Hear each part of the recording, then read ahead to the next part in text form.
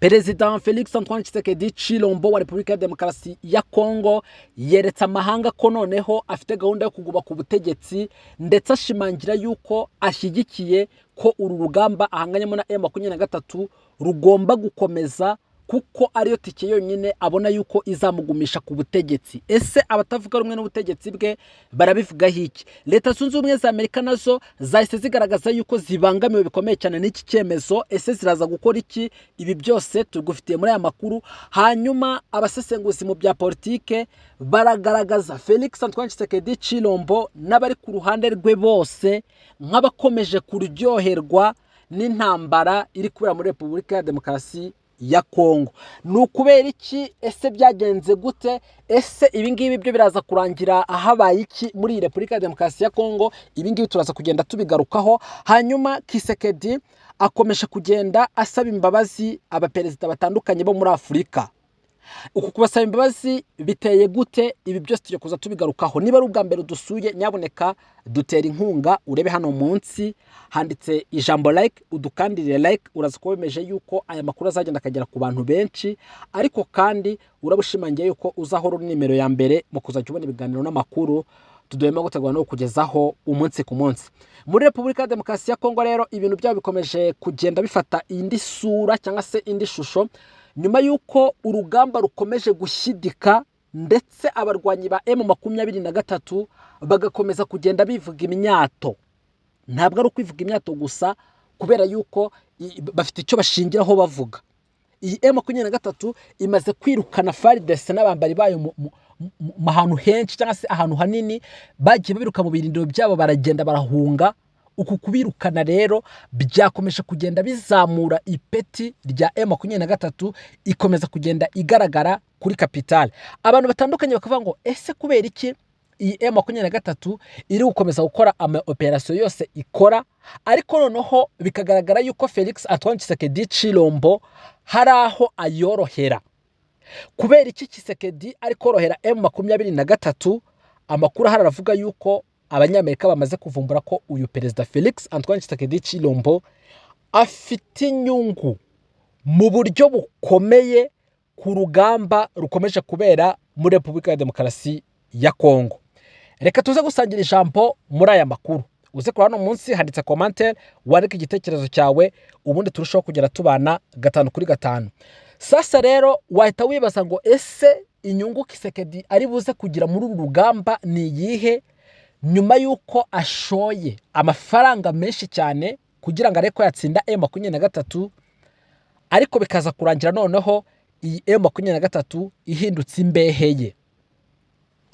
Kuri ubu abahanga mu bya politiki by'umwihariko yo mu biyaga bigari baravuga yuko uyu Felix Antoine Tshisekedi Tshilombo yitwaje M23 nk'urwitwazo nyamukuru rwo kubona inzira acishamo amafaranga ashaka gusahura Repubulika ya Demokarasi ya Kongo. Ibi ngibi ababisobanura batya babishingira ku mafaranga asohoka, bivugwa yuko agiye kwitegura urugamba no kugura ibikoresho bihambaye, aho kugira ngo ajye gukora icyo yasohokeye, ahubwo agahita abonezwa mu zindi business Felix Antoine Tshisekedi Tshilombo afitemo inyungu. Ibi ngibi ni ibintu bikomeye cyane, ndetse bikomeza kurakaza by'umwihariko abatavuga rumwe n'ubutegetsi bwa Tshisekedi, bakavuga yuko uku ari ukwirengagiza nkana icyo abayobozi bakabaye bakora, ariko noneho bakanavuga yuko batakifuza kubona Felix Antoine Tshisekedi Tshilombo akiyobora Repubulika ya Demokarasi ya Kongo, ngo kubera yuko ari kurushaho koreka igihugu kuruta uko yakibera umucunguzi. Ibi ngibi bajya kubivuga byari byaturutse ku burakari bwari bwazamuwe nuko Felix Antoine Tshisekedi Tshilombo yababwiye ko adafite imbaraga zo guhangana na M23, kandi ko bidashoboka ko hategurwa amatora muri Repubulika ya Demokarasi ya Kongo, aya matora agategurwa atarimo Kivu zose. Ibi bisobanuke neza. Yarashatse kuvuga ngo igihe cyose M23 itararekura ibice yigaruriye, igihe cyose M23 itaremera ko tuganira ngo ireke intambara, noneho Kivu zose zisubire mu maboko ya Repubulika ya Demokarasi ya Kongo, icyitwa amatora abanyekongo bakibagirwe. Agitangira kuvuga ibi nibwo abibumbiye muri coalition C64 cyangwa se abatavuga n'ubutegetsi bwe bagiye mu itsinda cyangwa se bakoze aka groupe kabo bakita C64, nibwo batangaje ko biteguye gukora imyigaragambyo yo kweguza Felix Antoine Tshisekedi Tshilombo. Nyuma yaho haza no kugaragara abaturage baza Katanga bagambirira kujya kurega Perezida Felix Antoine Tshisekedi Tshilombo, biza no kurangira uku kumutwara mu nkiko babikoze. Felix Antoine Tshisekedi Tshilombo araregwa. Akimara kubona arezwe, we yahise atangira kwiga izindi strategy, ariko akomeza gufata M23 nk'isahane ye nkuru. Mu yandi magambo, iyi M23 yakomeje guhinduka iturufu ya Felix Antoine Tshisekedi Tshilombo yifashisha ku butegetsi bwe kugira ngo abone uko asahura Repubulika ya Demokarasi ya Kongo, abone uko akoresha ingengo y'imari mu bitarateganyijwe, ndetse anabona uko akomeza kunyerezwa umutungo witirirwa intambara kandi nyamara umutungo utajya mu ntambara. Kuri ubu ngubu harimo haravugwa abacanshuro.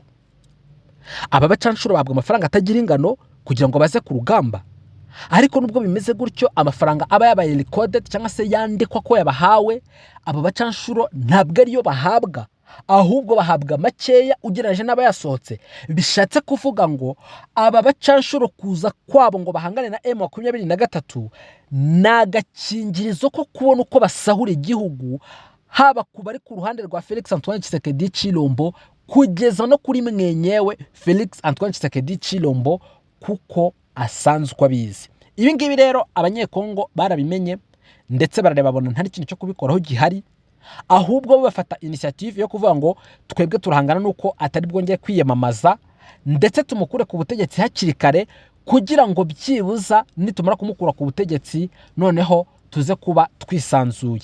Ariko Felix Antoine Tshisekedi Tshilombo nk'umuntu uzi ubwenge nawe ahita akora calcul.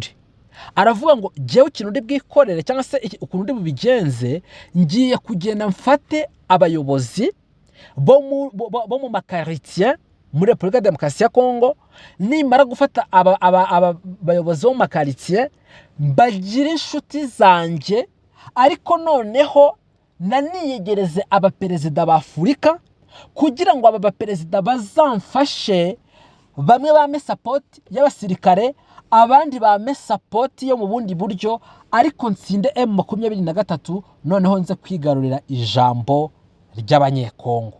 Mu yandi magambo, Felix Antoine Tshisekedi Tshilombo akomeje gutumaho abaperezida batandukanye agendereye kugira ngo arebe ko yazabona icyizere cy'abaturage bamwemerera guhindura constitution y'igihugu yashakaga. Ariko abatavuga rumwe n'ubutegetsi bwe nabo ntago bamworoheye, kuko bakomeje gupresentinga umushinga wabo no kwereka Leta Zunze Ubumwe za Amerika ngo uyu Felix Antoine Tshisekedi Tshilombo mu byo mukora byose mumenye yuko abangamiye inyungu zanyu. Kubwira Amerika ngo umuntu abangamiye inyungu zawe ni nko gukora intare mu jisho. Ako kanya cyangwa se mu buryo buri automatic ubukozi icyo wakwita nko guhamagara Leta Zunze Ubumwe za Amerika, noneho ngo iyi Leta Zunze Ubumwe za Amerika ize abayo yirwanira uru rugamba rukomeje gushyuha no gushyidika hagati ya M23 ndetse na FARDC. Mbese ibi ngibi cyangwa se ibi bikorwa bikomeza kugenda bigaragara muri Repubulika ya Demokarasi ya Kongo bihuriye he noneho no kujijisha Felix Antoine Tshisekedi Tshilombo yamaze kugaragaza. Ubu tuvugana Felix Antoine Tshisekedi Tshilombo yamaze kugaragariza abaturage cyangwa se yatangiye kubwira abantu batandukanye, ababwira yuko agiye gukoresha tekinoloji cyangwa se AI, artificial intelligence, mu rwego rwo kugira ngo hakorwe ibarura muri Kivu y'amajyepfo n'iy'amajyaruguru, noneho iyi combination cyangwa se gufata izi Kivu zose zikaza kuba zibaruye bize gutuma ya matora asubukurwa. Ibi ngibi bisobanuye iki? Bisobanuye ngo uyu Felix Antoine Tshisekedi Tshilombo noneho yamaze guhindura umuvuno, aho kugira ngo abwire abatavuga rumwe n'ubutegetsi bwe yuko azongera akiyamaza cyangwa se akaguma ku butegetsi kubera M23, noneho abakinnyi turufu. Mu yandi magambo, uyu mugabo ni umupolitisi ukomeye cyane kubera ko yahise agonyozamo akantu ko kubajijisha, arababwira ngo noneho nimuntegereze, ngiye gushaka uburyo nsohora andi mafaranga ajye kuzana iyi tekinoloji izamfasha gukora registration y'abantu bari mu bice tutabasha kugeramo, noneho biyandikishe bazabone uko baza mu matora. Mu yandi magambo, ubu ni ubundi buryo bushya Felix Antoine Tshisekedi Tshilombo abonye, first bwo kujijisha abatavuga rumwe n'ubutegetsi bwe, second bwo gusohora amafaranga no gukomeza kuranforsa cyangwa se gukomeza guhereza imbaraga ubuyobozi bwe bigendeye mu gukomeza kugenda yibikaho umutungo wa Repubulika ya Demokarasi ya Kongo. Aya makuru ni amakuru y'ingenzi, aya ni amakuru akomeye, abantu batandukanye bakomeje kugenda babigarukaho, abandi bakavuga ngo iyi Repubulika ya Demokarasi ya Kongo ibyo bikomeje guhinduka isibaniro, abandi bakavuga ngo ese koko Felix Antoine Tshisekedi Tshilombo ukomeje kwikomporta gutya cyangwa se ukomeje kwifata ukunguka ari kwifata, amaherezo ye araza kuba yahe? Ese noneho uyu Felix Antoine Tshisekedi Tshilombo watangiye kugenda agaragara yoherereza amabaruwa abaperezida b'ibihugu bitandukanye bya Afurika, amakuru akavuga yuko ari magenda cinya inkoro, anasaba imbabazi abo yahemukiye, ibi byose agendereye kugira ngo akomeze yigarurire diplomasi yo mu karere no kubwira abo yahemukiye bose n'abagiye agambana ati ni mumbabarire ibyahoga ntago mbizi. Ibi byose bikavuga yuko akomeje kubikoreshwa nuko ngo barebye bakabona noneho Leta Zunze Ubumwe za Amerika itangiye kubakuraho abantu. Ese uyu Tshisekedi ari buhitemo gutandukana na Leta Zunze Ubumwe za Amerika kugira ngo abone ayandi mahanga, cyangwa se ari bwemere guhitamo ayandi mahanga noneho areke Leta Zunze Ubumwe za Amerika? Reka mwibutse yuko Leta Zunze Ubumwe za Amerika zamaze kuvumbura biciye mu bacurabwenge ba M23 yuko amabuye y'agaciro yajyaga akurwa muri Kongo bagashuka Amerika ngo ntago dufite ahantu tuyacisha, bagahita bagenda bakayacisha muri Tanzania no mu Burundi, aho kugira ngo agende ajye muri Amerika ajye gukora icyo ateganyirijwe, agahita akomeza ajyanwa mu Bushinwa. Ibi ngibi byaragiye bituma iyi M23 ibona go ahead nyuma yuko itambamiye izi nyungu z'Abarusiya ndetse n'Abashinwa muri Repubulika ya Demokarasi ya Kongo. Noneho Amerika ihita ibiprofitiramo, ivuga yuko igiye gushyiraho inzira nshya yo kuzayicishamo aya mabuye ku ruhande rwa Kongo. Suko Amerika iyobewe ibyo Felix Antoine Tshisekedi Tshilombo ari gukora, suko batazi neza yuko amabuye acanywe cyangwa se anyujijwe muri Tanzania ahita yerekezwa mu Bushinwa, noneho hakaza makeya ajya muri Leta Zunze Ubumwe za Amerika. Ibi byose Amerika irabizi, ariko kugeza aka kanya abakomeza kubihomberamo n'abaturage batandukanye n'ubundi basanzwe batuye muri Repubulika ya Demokarasi ya Kongo.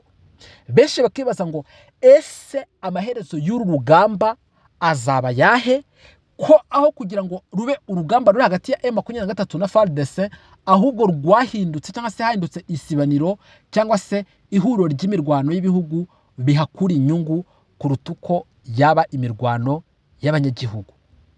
Abasesenguzi mu bya politiki bakagaragaza yuko ibi bitagize icyo bikorwaho, M23 izakomeza kwavansa no kwigarurira imitima y'abaturage, na cyane ko yamaze kugaragaza yuko yo ari nta makemwa mu kwitwararika no gukora ibikorwa bidasanzwe muri Repubulika ya Demokarasi ya Kongo. Aya niyo makuru yari hari kugeza aka kanya. Nyaboneka niba bwa mbere dusuye, turagusaba yuko uza kudutera inkunga, urebe munsi ya makuru handitse ijambo sabone cyangwa se subscribe, ukandeho, haraza kuzana akazogera ugakande. Uraza kubishimangiye ko byiteka ryose uzahorana natwe, kandi uraza kuba wemeje ko uzahora uri nimero ya mbere mu kuzajya ubona ibiganiro n'amakuru tudema gutegura no kugezaho umunsi ku munsi. Ese wowe uko ubyumva, urumva aba batavuga rumwe n'ubutegetsi bwa Kisekedi bari bwemere gushukwa n'utu duhenda abana ari kugaragaza? Ese uku gukomeza gusahura amafaranga y'igihugu kwa Felix Antoine Tshisekedi Tshilombo n'abari ku ruhande rwe bizihanganirwa kugeza ryari? Ese Leta Zunze Ubumwe za Amerika izemera yuko Ubushinwa bukomeza gupakira amabuye buyavana muri Kongo buyajyana, cyangwa se buzemerera M23 ibe yafata ibice byose? Ibi byose uraza kutwandikira muri comment utubwire uko byumva, ndetse tuzakomeza kujya tubikurikirana, tuzabigarukaho mu makuru yacu ataha. Nimukomeze mugire amahoro ya Nyagasani muri byose, turabifuriza ko mwahaha kandi mukaronka. Nimugire amahoro, turabakunda cyane.